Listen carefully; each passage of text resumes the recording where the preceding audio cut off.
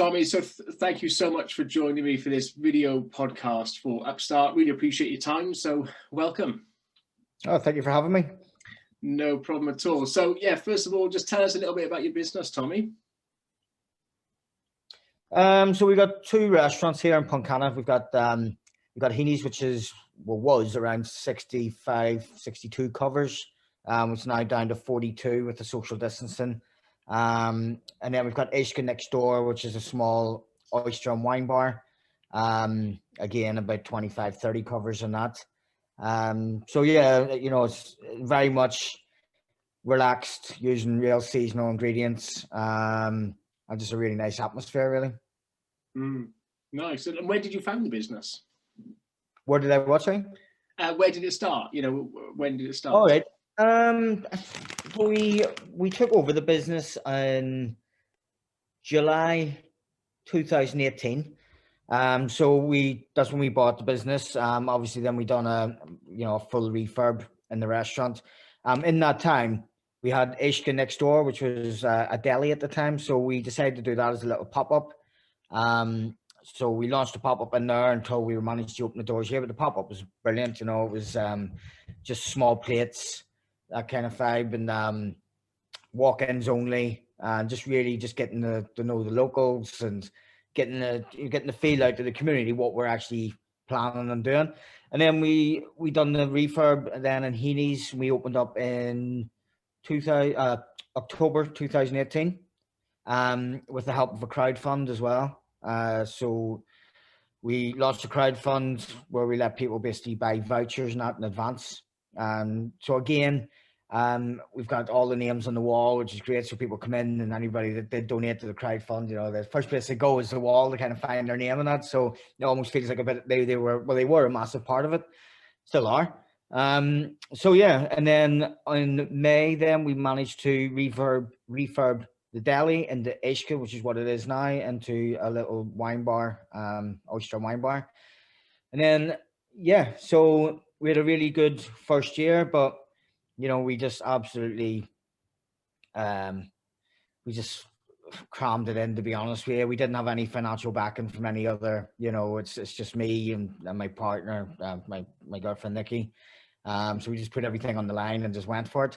So we basically just put everything we had, and we just almost rammed people through the door, so to say, but we had to, because we had a lot of bills to pay back and things like that. So after the first year, then we were hit with the pandemic.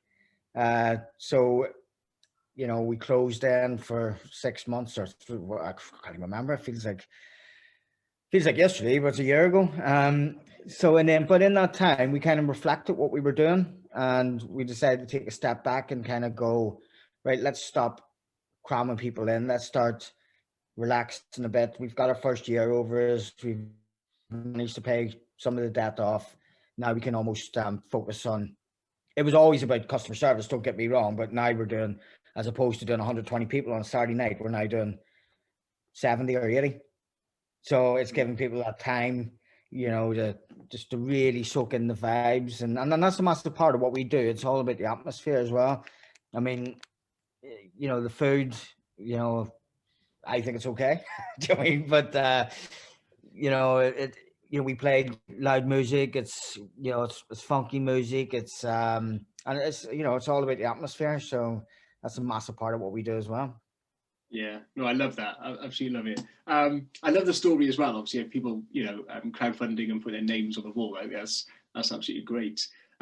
So I can only imagine the impact that obviously the pandemic has had on a business like yours. So what would you say are the key things you've had to change? How have you pivoted to adapt the business to the pandemic? I think that's the key word there, really. We've had to adapt. So we just started launching takeaways. We done Sunday roast dinners, takeaways, and because it wasn't even just about getting money through the door and paying the bills and stuff like that, because yes, there was a bit of support from the government, but nowhere near enough. I look at we were paying rent, we were paying VAT, and we were with the furlough. The first furlough was great because it was 100% of the 80% of what we pay.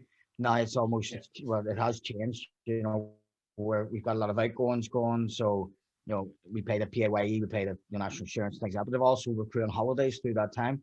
So, just to give you an example, it costs me now about £3,500 every month just to furlough the staff.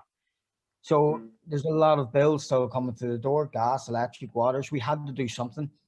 But not only that, we had a handful of staff which maybe weren't entitled to furlough either. So we needed to be doing something to kind of keep them in jobs. They have bills to pay as well. So, it's our job to look after these guys, and, we can't expect them to be looking after us. And then when it comes to shutting the door, say, right, guys, we don't have a leg to stand on. So, and then also the supply chain. Every business we use is an independent business. Well, to a certain extent, let's say with all our food and stuff like that is all from independent suppliers.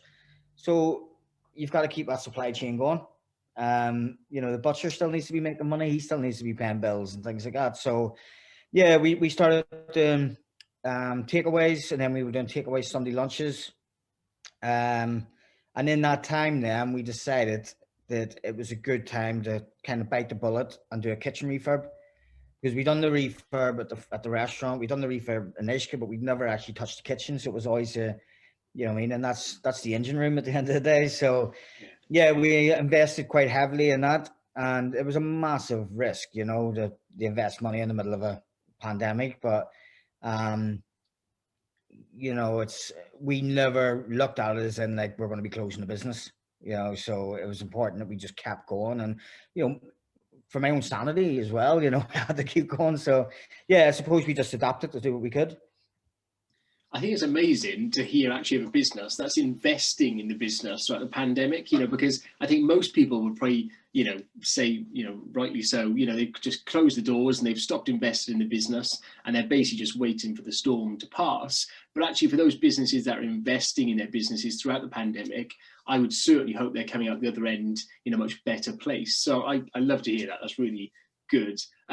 So Tommy, here's the thing, right? So the pandemic hit you. And obviously through that pandemic, you learned loads of things and you pivoted.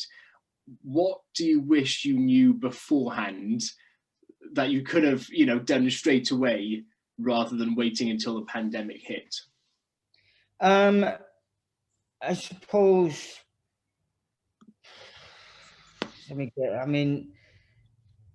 giving people what they, when the first pandemic hit, I panicked a bit and I started doing takeaways and things like that. But when we were doing the takeaways, it wasn't what we do. So we were doing things like fish and chips and bagels and stuff like that. Thinking back at it, I should have started doing what we do, doing what we've always done. And that is, yes, it was good fish and chips and stuff like that, but you can get fish and chips down the street in the local chipper, so, yeah, we then in the second lockdown, we started doing diner home boxes, and it was just really fun. We were pre-cooking the food, we were doing everything, putting things in different packaging, sending ingredient lists and recipes and cooking instructions, and the amount of people that were just got so involved in it, and they were home and cooking for the wife or cooking for the husband, and posting the pictures up and on their creations. So, and we've done a lot of charity work as well. So yeah, I think thinking back at it, I was a little bit naive and thinking this is going to pass in 2 weeks. But if I had known it was going to be for the long term, I'd have definitely planned differently. Yeah. I looked back at emails to our clients and I said, let's touch base in 3-4 weeks time and see how this is going. Yeah. And you look back and you think to yourself, how naive was that? So yeah, I can sympathize with that. So obviously the pandemic has made a lot of people focus more digitally as well and kind of move more towards online sales. So how have you had to rely more on digital channels to keep your business afloat? Yes. We set up, I can't remember the name of it now, but the shop we used for the diner home boxes. And again, if I'd have known differently and I'd known this was going to be 5 months, I'd have, invested money into it so that it was all singing, all dancing, whereas opposed to what I done was like, it was almost always for the short term. You know, social media has been massive. You know, it always has been actually from the moment we opened the doors. And funny enough, in the middle of all this, somebody hacked our account and we lost everything. We lost, 10,000 followers or whatever it was. And, people don't realize like that's how important social media is. That's your way to get your message over to your, not your corporate businesses and things like that, but your locals, your bread and butter and your, the people that want to know what you're doing and want to know when they can next, come in for dinner and things like that. So yeah, we were lucky we managed to get it back. But yeah, I mean, what else did we do? We done Apple Pay is another one, for example. I learned quickly that if you're going to do an online shop, make sure it's got Apple Pay, Google Pay, whatever you're going to use. Because even for me, from a customer, it's just so important to kind of go, click, it's done. I mean, not sit there for 20 minutes and then have to wait on it. So yeah, massively. It's I've personally learned so much from it.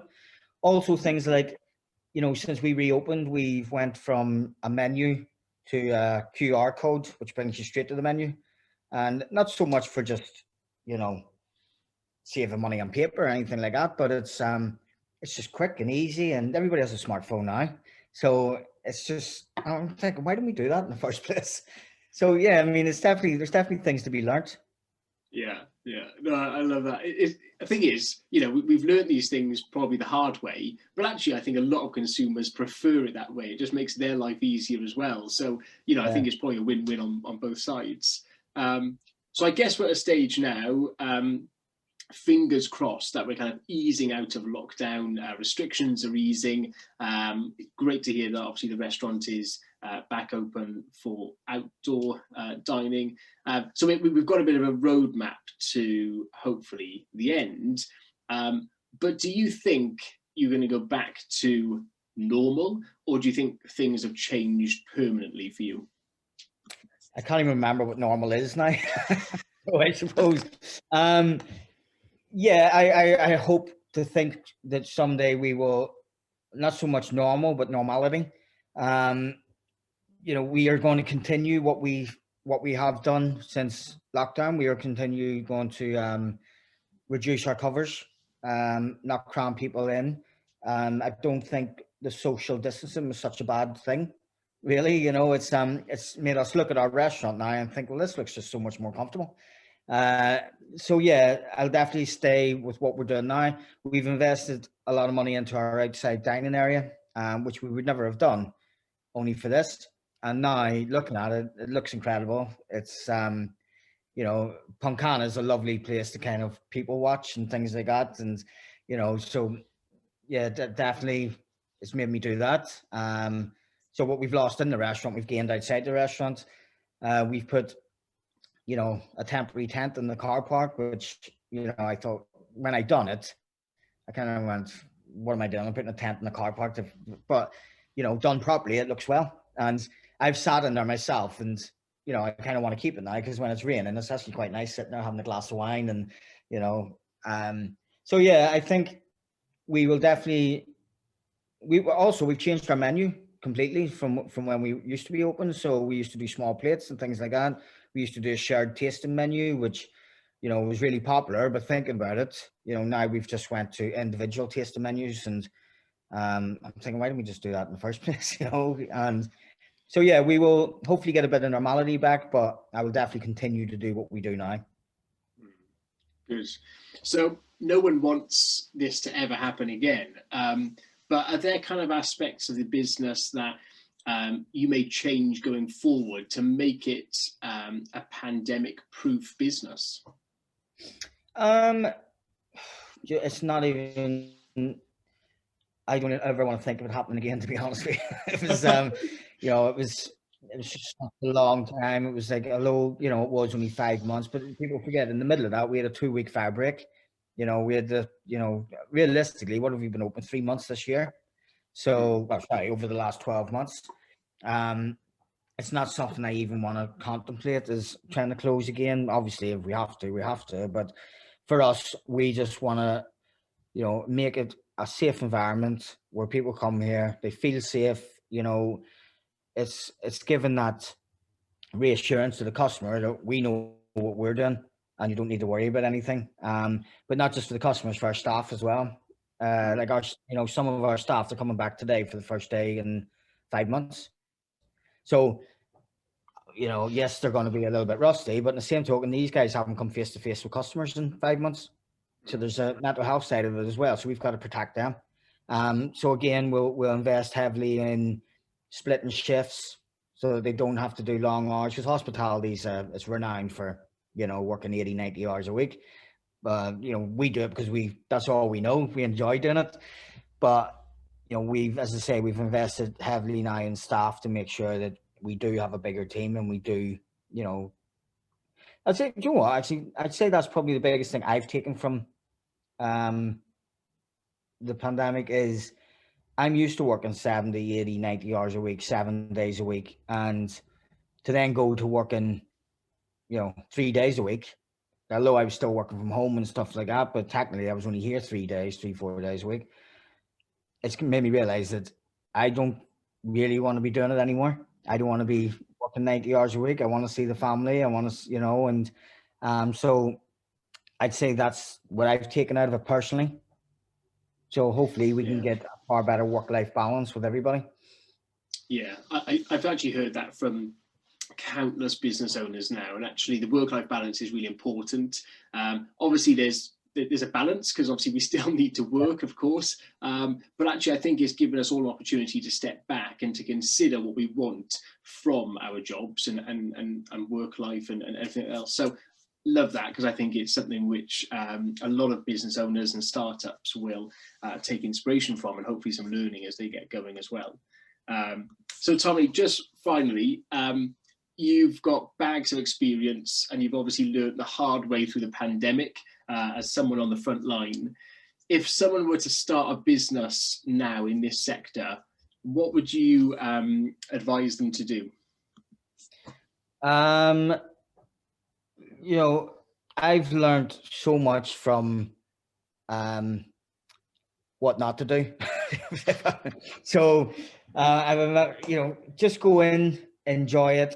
Don't be afraid to ask for help. That's the main thing I would tell anyone. You know, there's almost this thing where a business doesn't want to ask another business, which has a lot more experience, for guidance.